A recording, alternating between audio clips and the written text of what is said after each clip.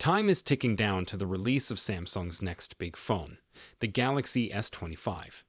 The company's next flagship phones are sure to be regarded as some of the best phones when they come out, and that's likely to happen less than a month from now. Naturally, we expect the Galaxy S25 to make all the necessary iterative improvements to retain a seat amongst the best Android phones out there. And given how all the Galaxy AI features that accompany the Galaxy S24, it's almost certain that Samsung will follow up with more compelling features powered by artificial intelligence with the Galaxy S25. We have speculated so much leak that we can also do the comparison between the S25 Ultra and the iPhone 16 way before the official launch of the phone.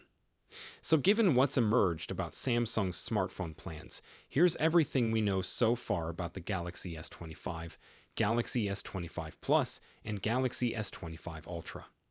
We are now almost confirmed about the launch date of the newest 25 Ultra. A leaker Alvin on Twitter speculated the launch of the new phone on January 22, and later on the leaked media image of Samsung on the Italian website also confirms his speculations. Since Apple didn't increase the price of its iPhone 16 lineup, it's less likely for Samsung to increase its prices. But some reports suggest that the S25 lineup may get a price bump this time because the 3nm based Snapdragon 8 Elite chipset is costly to manufacture. Talking about the design, it is rumored that the Galaxy S24 Ultra may get a slightly larger screen size.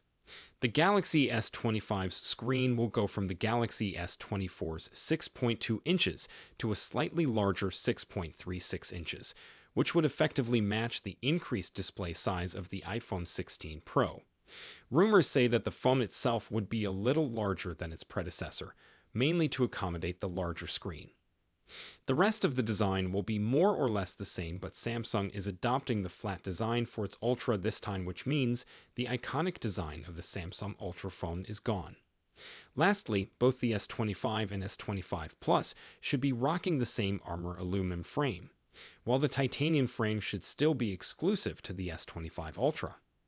I have also shown you the rumored renders of that phone, and it's familiar looking enough, and still appears to come with a built-in S Pen, but it shows, as we've heard before, that the corners are rounder than previous Ultra Galaxies, and its display wider, giving it quite a different look.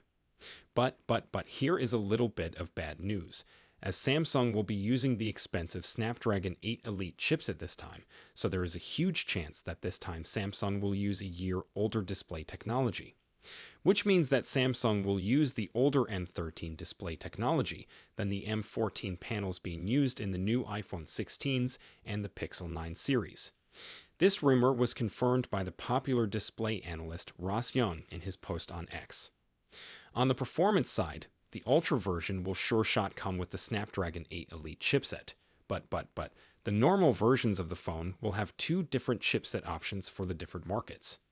It's possible that Samsung could be using the Snapdragon 8 Elite in the American markets for the normal S25 and S25 Plus, but for the markets like Europe and India, the Exynos model will be back in the business. Moreover, the S25 Ultra will get the overclocked version of the Snapdragon 8 Elite chipset, which means for the same chipset, the S25 Ultra will pack more performance than the normal S25 model. This is more or less confirmed by the leaked Geekbench 6 scores of the Snapdragon version, where S25 Ultra got scores of 3,148 in single-core testing and 10,236 in multi-core, which is quite a bit higher than the S25's 2,481 and 8,658 scores. Nevertheless, these scores are higher than the new iPhone and Pixel series. Another performance boost could be coming to the Galaxy S25 Ultra specifically, with that phone tipped to get USS 4.1, resulting in a performance uplift that would help any AI features included with the new phone. It's also been claimed that Samsung will add a new Game Assist feature with some kind of upscaling, similar to how Game Boost prioritizes performance. And from a connectivity perspective, another big upgrade to come to the Galaxy S25 series, satellite connectivity. This would help users send messages, particularly to emergency services, while off-grid like the iPhones.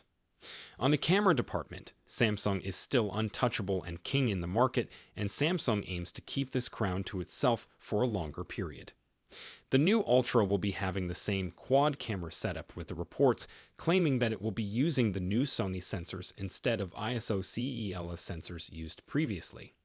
I don't know the reason for this decision, but one thing is sure, that Samsung can't afford to come up short against the reigning camera king, the iPhone 16 Pro. The Galaxy S25 has the potential of breaking records, especially if the promised power efficiency of the Snapdragon 8 Elite pans out when we get a chance to test the battery life of Samsung's upcoming models.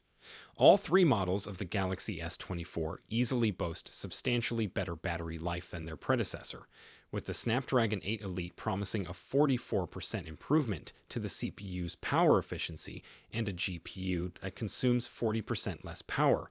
You'd expect phones powered by that chipset to last a very long time.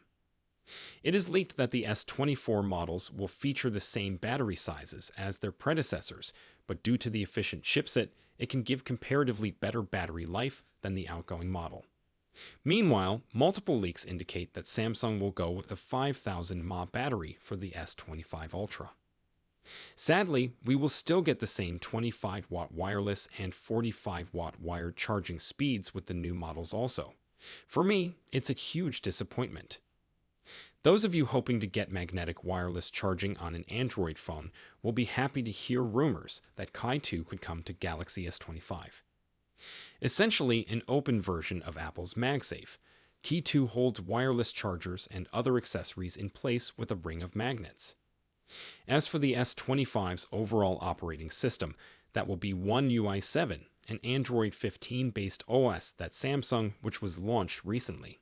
It's already confirmed that One UI 7 will be used on the new Galaxy. The software update counts a new design among its changes. Plus, you can expect a bunch of new AI features in addition to the existing AI features available in the Galaxy phones.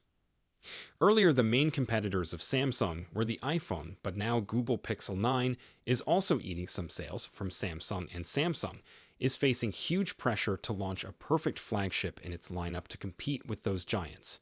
If we remove the processor and camera upgrades out of the equation, then the other upgrades are minimal. So, what do you think about the new leaks and rumors?